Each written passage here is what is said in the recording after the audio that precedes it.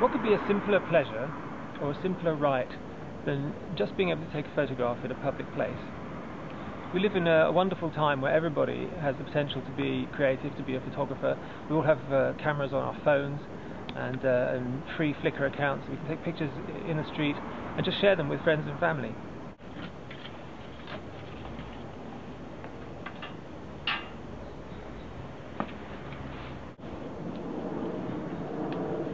Today is Monday the 16th of February 2009, and it's the day that new laws are introduced under the Prevention of Terrorism Act 2008, Section 76.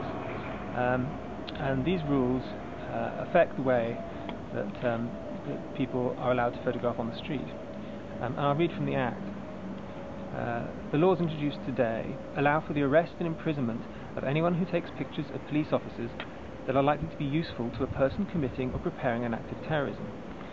Now, one of the problems with this is that how do you determine whether somebody just taking a photograph on the street, and after all we all have cameras and we're all photographers these days, how do you determine who is a terrorist and who isn't a terrorist, who's taking pictures for potentially terrorist activities and who isn't?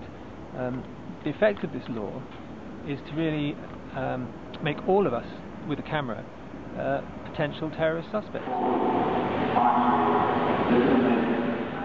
The National Policing Improvement Agency in the UK has produced a document, sort of guidelines for police officers to refer to when dealing with photographers in a stop and search situation.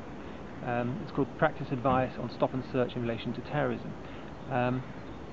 Now, that says, if officers reasonably suspect that photographs are being taken as part of a hostile terrorist reconnaissance, a search under the Terrorism Act or an arrest should be considered. Now, the problem with this is that the phrase reasonably suspect, I think this is a very open phrase, and it is very open to misinterpretation by law enforcers, and I think it leaves all photographers or anybody using a camera in a public place under suspicion, and I think that state of affairs is wrong.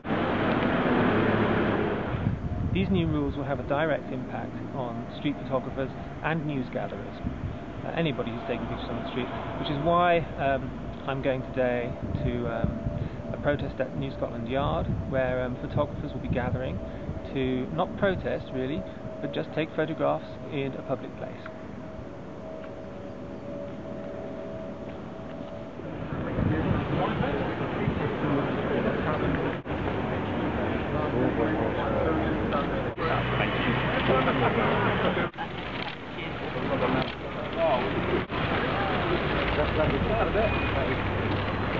You don't know what you're doing. When the police van going across.